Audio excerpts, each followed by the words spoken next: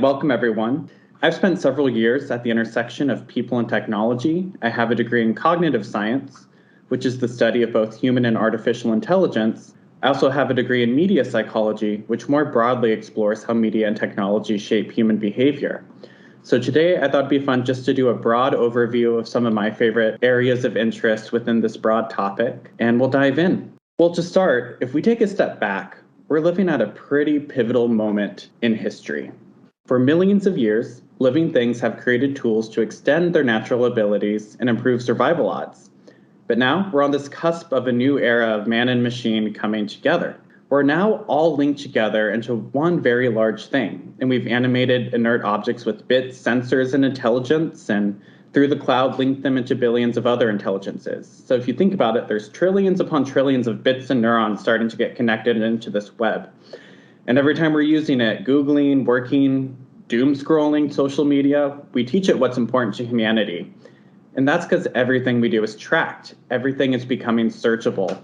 And we're now in this age of continuous updates and upgrades. Everything is iterative. Most things are ephemeral. All of our objects are becoming screens, and we're giving them sensors and cognition. And the screens themselves are becoming less and less important as we swap out the hardware, knowing that the information important to us will be there on the new device. Kind of think of it like states of matter. We started with solids and began liquefying them, and then we vaporized them into the cloud. And now everything can be copied and accessed. Everything is data. We have this participation culture that lots of people thought would never happen, where we get free encyclopedias, free tutorials for everything, instant access to endless facts and opinions. I mean, at this rate, we're developing new technologies faster than we can incorporate them into society, defining what we think of them and the rules of etiquette around them. So let's talk about the mind in technology. You may have heard the phrase, neurons that fire together, wire together. And what that's referring to is that while we're born with certain brain structures and pathways for sensory, perceptual, and other mental processes, they are malleable and can be changed by our environment. So we find ourselves in this very interesting tug of war between this neuroplasticity for technology, but also the evolutionary reality that our brains have not actually evolved for the modern tech world. And inevitably, new technologies face a lot of social scrutiny. So quotes like this probably don't seem too surprising. The art of letter writing is fast dying out. We think we are too busy for such old-fashioned correspondence. We fire off a multitude of rapid and short notes instead of sitting down to have a good talk. It is, unfortunately, one of the chief characteristics of modern business to always be in a hurry. In olden times, it was different.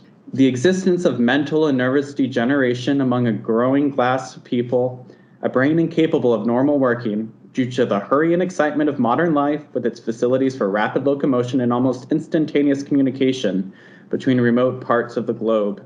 Here's a device that is everywhere. We may question the quality of its offering for our children. We may approve or deplore its entertainments and enhancements, but we are powerless to shut it out. It comes into our very homes and captures our children before our very eyes. No locks can keep this intruder out, nor can parents shift their children away from it. So it's probably not too surprising to hear quotes like that, but what may be a little more surprising is when they were written. This one about the art of letter writing was from 1871, and it was actually talking about the telegram. Similar thing here with the chief characteristics of modern business. That's also from 1884. The one about our brains degenerating is because of the train and the rapid expanse of newspapers. And the last two about this invader taking over our children is about the radio coming into people's homes. So all of it goes to show that for a long time now, people have argued that technology is this causal agent acting on humans, forcing our societal change. In 2008, this guy, Nick Carr, wrote an article in The Atlantic called, "Is Google Making Us Stupid?" And I think that's a classic example of technological determinism. So he said, over the past few years, I've had an uncomfortable sense that someone or something has been tinkering with my brain, remapping the neural circuitry, reprogramming the memory. My mind isn't going, so far as I can tell, but it's changing. I'm not thinking the way I used to think. Well, it is true. We're not thinking the way we used to think, especially with the internet. The continuous accessibility of information really impacts how we're processing it. So now research is showing that people are less concerned with remembering information itself than with remembering who knows the information and where it's stored. So studies show that people are much better at remembering where to find information, like in a file folder structure, than with remembering the information itself. In fact, unless people think the information is truly going to go away, we're really bad at recall these days. And I think overall this shift could benefit us. Offloading some of this information to the internet can reduce our cognitive demands. So we might have enhanced capacity for information processing because we have more cognitive resources available. Perhaps we'll become more efficient and creative problem solvers. And have you ever found yourself in a Wikipedia rabbit hole, continuously scrolling social media, or maybe just unable to stop Googling things even though you're not looking for anything particular? When you seek and find information on the internet, it activates a reward circuit in your brain. Our brains are evolutionarily wired to search our environment for information that'll help us survive. That's why dopamine is released anytime we're seeking information. It's supposed to motivate us to keep on searching, just like it did thousands of years ago, living out in the jungle. But here's the catch. When you're online, your brain won't find an exact reward pattern. Therefore, your brain feeds on the anticipation, and the ongoing dopamine motivates you to keep searching and searching, really struggling to find a pattern. This is a variable ratio schedule of reinforcement, and it can be more addicting than receiving the exact same information every time, because your brain is trying so hard to predict the reward, and it can become compulsive. If that sounds familiar, it's because it's the same thing as gambling and lottery games. It's the variable ratio schedule of reinforcement, and you may hear it called the Vegas effect. Your brain desperately wants to find a pattern, and it'll give you those dopamine boosts to keep you going and going. And heavy internet usage impacts our memory too. Studies show that media multitaskers have reduced ability to discriminate between information and their working and long-term memories. So media multitasking, or watching TV, being on your phone, listening to something, doing all these different media experiences at once, trains us to pay more attention to irrelevant stimuli in the external environment and irrelevant information in our memory. In fact, for people who often spend time using multiple media at the same time, we find a lower density in the anterior cingulate cortex in the brain, which is an important area for sensoromotor, neurocognitive, affective, and motivational processes. We can't forget sound. We are primed for the sounds of technology, and we give them undue attention subconsciously. Again, think of the evolutionary advantage, right? You're living out in the jungle. You got to be primed to hear those sounds right away. But the brain discriminates sound latently, meaning it listens first, pays attention, and then decides if there's anything that needs to be done with that information. So anytime we hear those dings, beeps, chimes, Teams message, all of that, our brain fully responds before determining if it's a relevant stimuli or not. Well, really, I'd argue against technological determinism the way that some others have. I think Nick Carr, the Google is making a stupid guy, is correct that neuroplasticity means our brains do respond to the technological environment. I don't want to conflate stupid with thinking differently. If we can use technology to think in a different way, that's opening up new future possibilities. I think it'd be kind of old-fashioned to expect us to think the same way with new innovations. And that's what really brings us to this idea of mind in technology. Technology extends our cognitive processes beyond the embodied cognition of our ancestors. So our brains no longer just extend to our physical bodies, but to the technologies that we wear and carry with us every day. It offers new ways for collaboration and engagement with global knowledge bases of information and interactive opportunities. It's a shift in how we see ourselves and the nature of our cognitive processes. So let's go social for a minute. The creation and sharing of information ideas through social media has become a primary form of communication and information exchange. And we see all these new technologies and these, quote, digital natives who have grown up using the internet, computers, and mobile devices, and it's totally transforming the ways that we learn, communicate, and socialize in the world. And smartphones and the immediacy of contact with our social network makes us unable to function well without that mobile connection, because it's really become an extension of self. Our autonomy is tied to that access. And that means that our smartphones and other devices are becoming part of our identities. Whether you're promoting yourself, posting, texting, liking, it's hard to distinguish between ourself and the device. Phones truly have become part of our identity.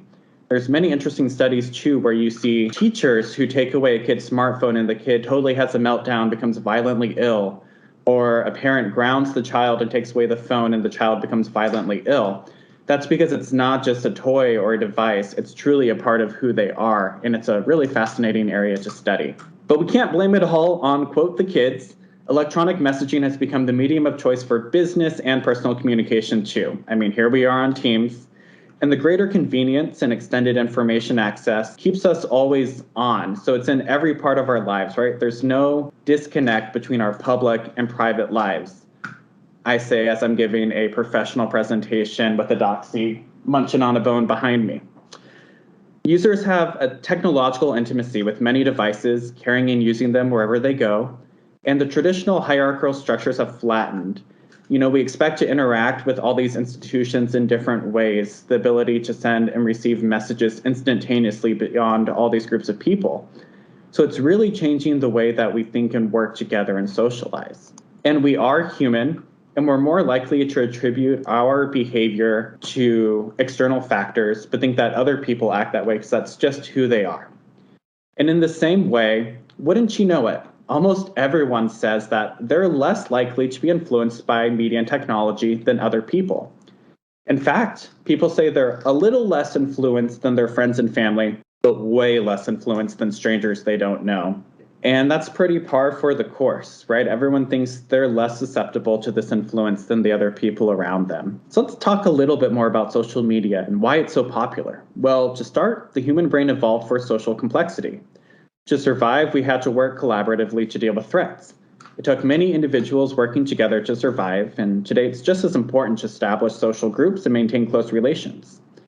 In fact, when our brains are not otherwise engaged, there's a default system of brain activation that matches the processes of social cognition. So when we're at rest, we are inherently social. We only see this activity change during cognitively effortful tasks. So you can really say our brains are hardwired for human social connection. Studies show that people can neurocognitively handle a social network of about 150 people. Even online, where people can have hundreds of friends, they can only maintain about 150 true connections. And the amygdala is an important part of the social brain that supports emotions and motivation, among other things. And neuroimaging shows that social media users with larger online networks tend to have larger amygdala than users with smaller social networks. Hence, neuroscientists can now significantly predict how many Facebook friends you have based on the gray matter volume in your amygdala. In additional research, we found that the pattern of Facebook likes significantly predicts your personality traits with more accuracy than your close friends can predict. And part of this is because Facebook is designed for self-disclosure, or that what's on your mind, what are you thinking today? And it's meeting our evolutionary need to self-disclose our experiences, again, activating that reward network. Remember earlier we talked about variable ratio reinforcement. That applies to social media. With its unpredictable cadence of likes, friend requests, comments, status updates, it's all a constant state of anticipation.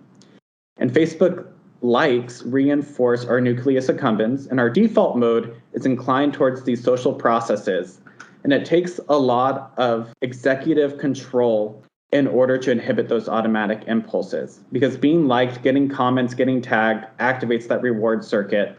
We spend more time and energy, again, not finding the true pattern, but waiting for that next like. And social media gives people closer senses of intimacy, even with celebrities or other people they don't actually know offline.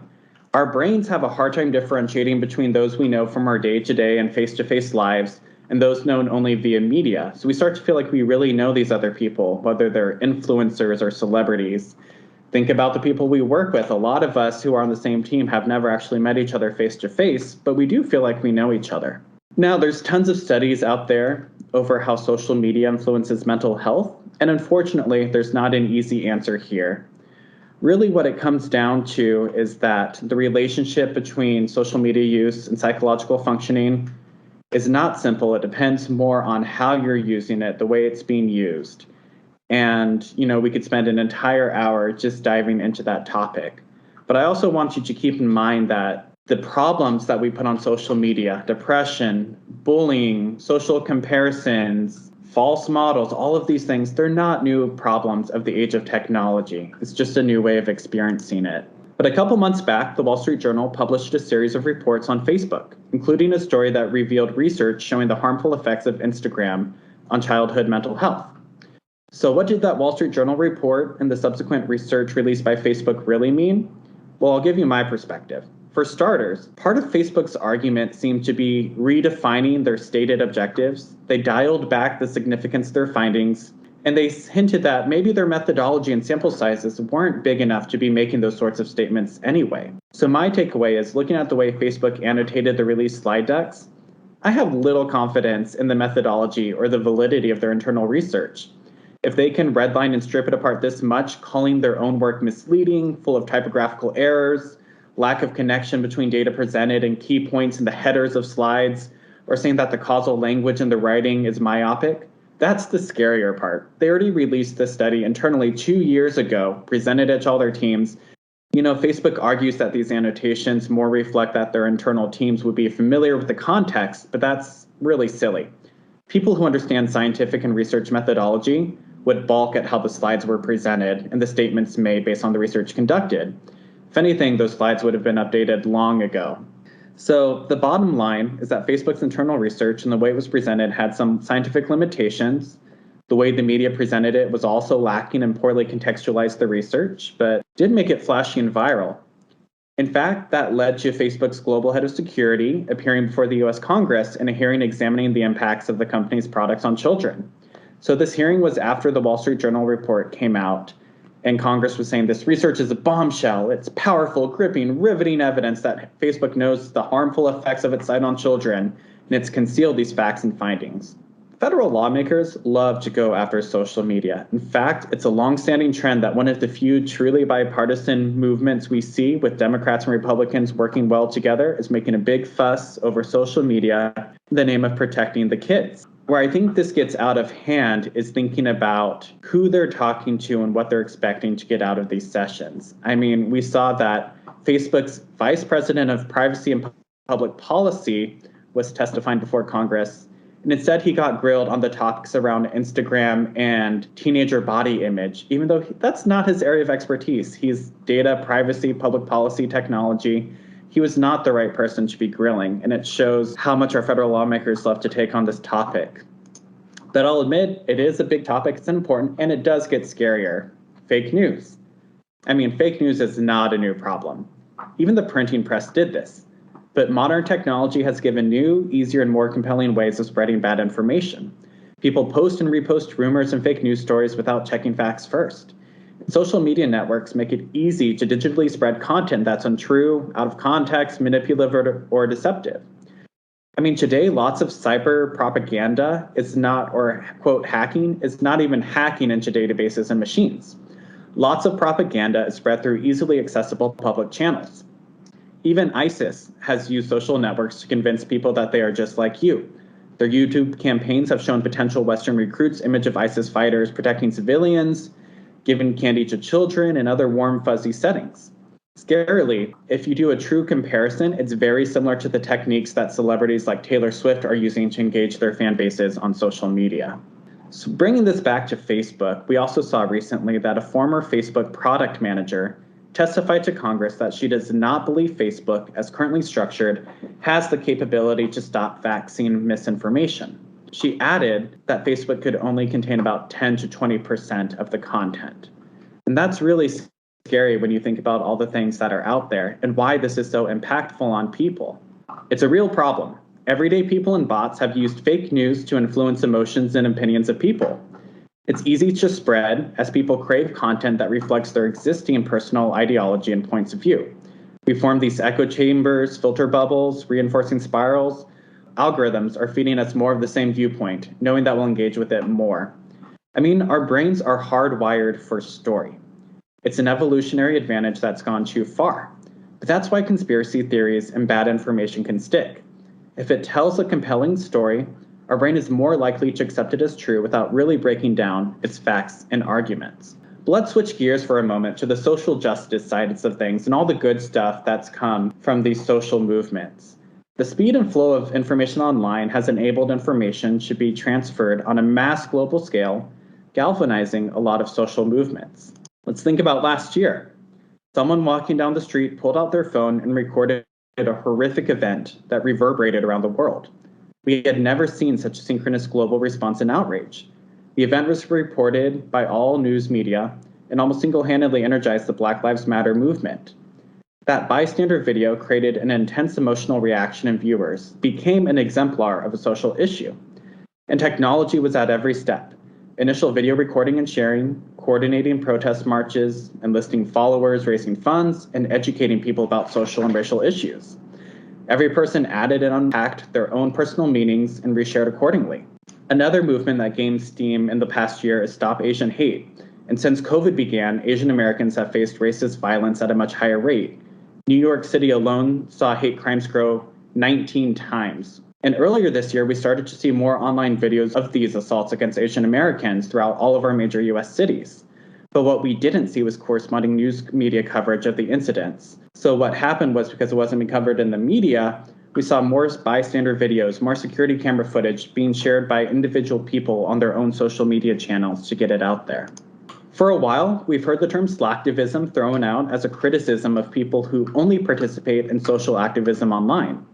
However, research shows that public pro-social media sharing also makes people more likely to help and advocate offline.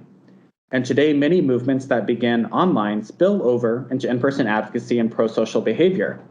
Furthermore, this idea of an online and offline world is more antiquated. They're really starting to blend together.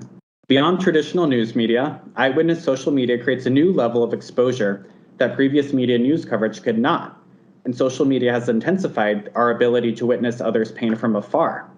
You can think about the Parkland school shooting. That was the first time that we saw real-time online video footage of a school shooting as it was happening from the viewpoints of those affected.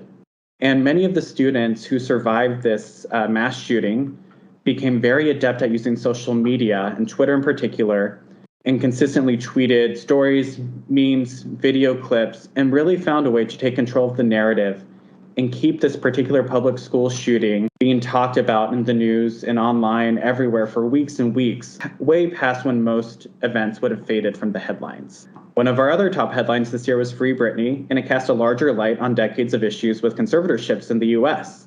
And it really demonstrated that people can use social media tools to amplify a message to a mass audience. It started in 2019 just with a fan podcast episode where people were wondering, hey, what's going on here?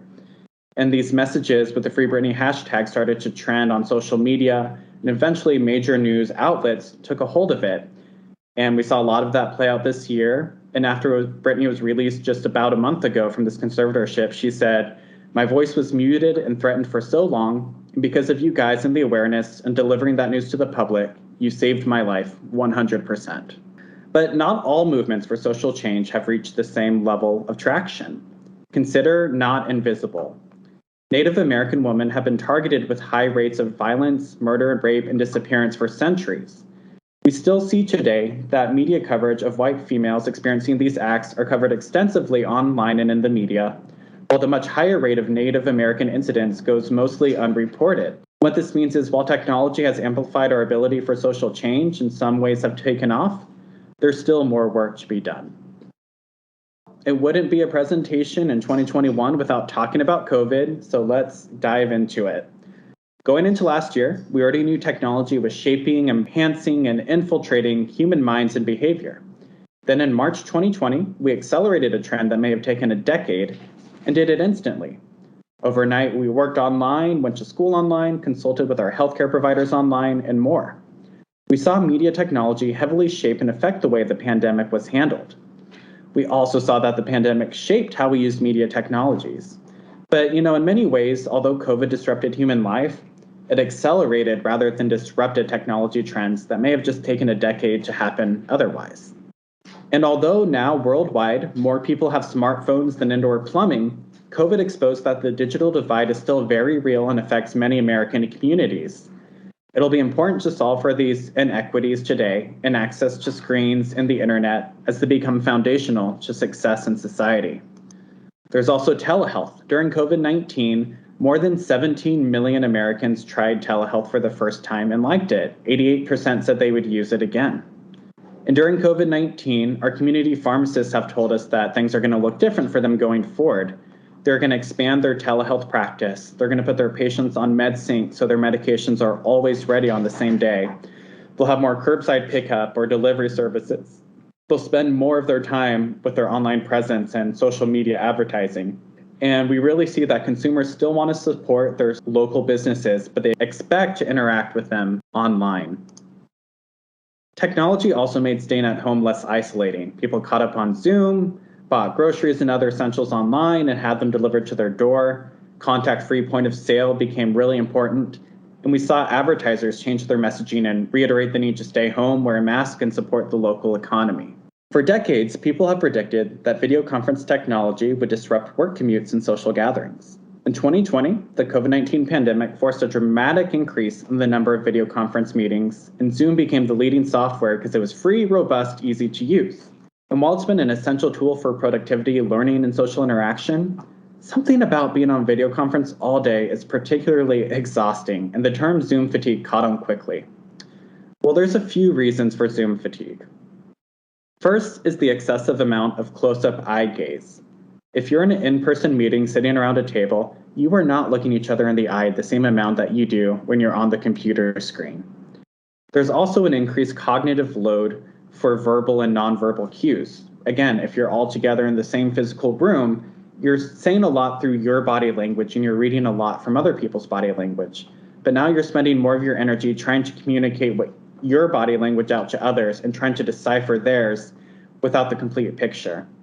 And furthermore, there's this constant self-evaluation from staring at a video of your own face. Imagine, again, in an in-person meeting, if someone hung a mirror next to you and you had to stare at your own face the entire meeting, it would be distressing. And finally, the constraints on physical mobility.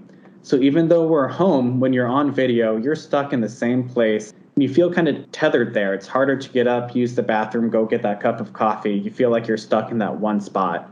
And all these factors contribute to Zoom fatigue. All right, well, we've done a very broad overview of the psychology of technology, and I have just a few closing remarks to tie it together and talk about where this could go next. There's this idea that the medium is the message, and that message is the change of scale, pace, or pattern that the technology puts into our human society. The medium can restructure our society, which is quite evident when we look at how technologies have changed our interpersonal communication, learning, advertising, entertainment, and work. They change us as humans too. Well, let's do a quick recap of the major technologies that have affected our world. Gutenberg invented the printing press in 1440, changing the rate at which material could be printed and disseminated. Mass media in the forms of newspapers, magazines, and periodicals became prominent in the 1700s. In the mid-1800s, the telegraph changed our ability to communicate long distances almost synchronously. This was soon followed by the telephone, then came radio, followed by film and television, email, cell phones, personal computers, the internet, and then, of course, the first webcam, which came out in 1994 as a way for a group of people in a lab to keep an eye on the coffee pot to know when the coffee was ready. So what's next? Ultimately, human and machines will need to work together and become more and more interdependent. Should we worry about AI overtaking us? Probably not. The vast majority of AI is so specialized, and a lot of it does stuff we don't do or don't want to do.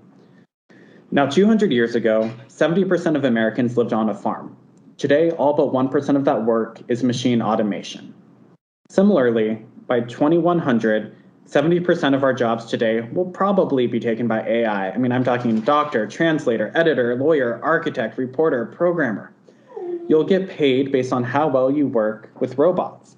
And we'll need to find jobs we never imagined needing to be done.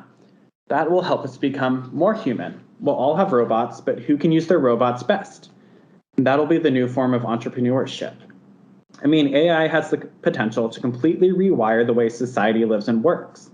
Some imagine that artificial intelligence will help societies thrive, and in this way, AI is already beginning to advance solutions in areas like healthcare, agriculture, education, and transportation. And as we look to a future powered by a partnership between man and machine, we're going to have to really think through the ethics and logistics of how this works. I mean, sometimes it does feel like computers are becoming smarter than us, and we're still figuring out how to work well together. Because AI combines all human intelligence, everything we've ever learned, it's hard to define what it really is. Is it memory? Is it a collective agreement on what is what? A lot of people think AI will be more like Amazon Web Services or electricity. You plug into the grid and get AI like electricity.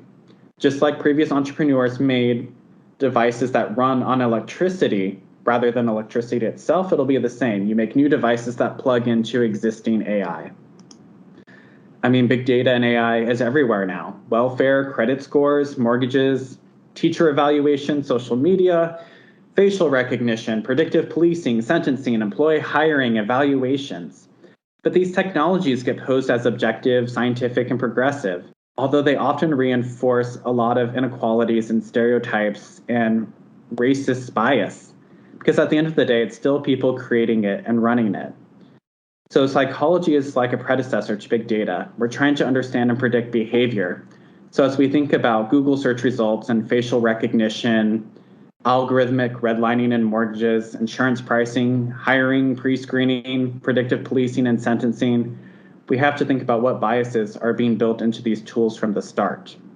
Well, in conclusion, technology is all about extension and connection. It allows us to extend ourselves and what it means to be human. Terms like cyberspace, online or offline, animate or inanimate object will become dated and irrelevant as technology becomes like a presence, always around us like air or electricity. Some might say we're on the brink of becoming cyborgs, like these seamless man-machine systems. And as the human brain gets closer to accepting technology as a partner, we'll continue operating beyond our biological limits and view computers as an extension of our brains and thinking. So expect some identity crisis. With technology moving at an ever-accelerating pace, our self-identities will endlessly evolve. In a world with everything at our fingertips, our personal identity actually becomes more important because everything is personalized. My AI will filter what I like, what my friends like, and what I want to force myself to like. Our choices become more and more personalized, but if everything is personalized, then we have to really know who we are. The filters watch us, anticipating what we want. So technology becomes this mirror to help us better understand our own choices, behaviors, and who we are as a person. And to solve new problems, we'll have to learn to trust AI as a partner. We'll need to reevaluate our roles, beliefs, goals, and identity. We'll let go of what we thought made us uniquely human. Computers have been writing music since the 1950s. They've been beating us at chess. They fly our planes now, discover new mathematic laws. It's a changed world. So we're going to put ourselves in this perpetual discomfort. But I don't think we can expand ourselves or our society without stretching our boundaries and accepting technology.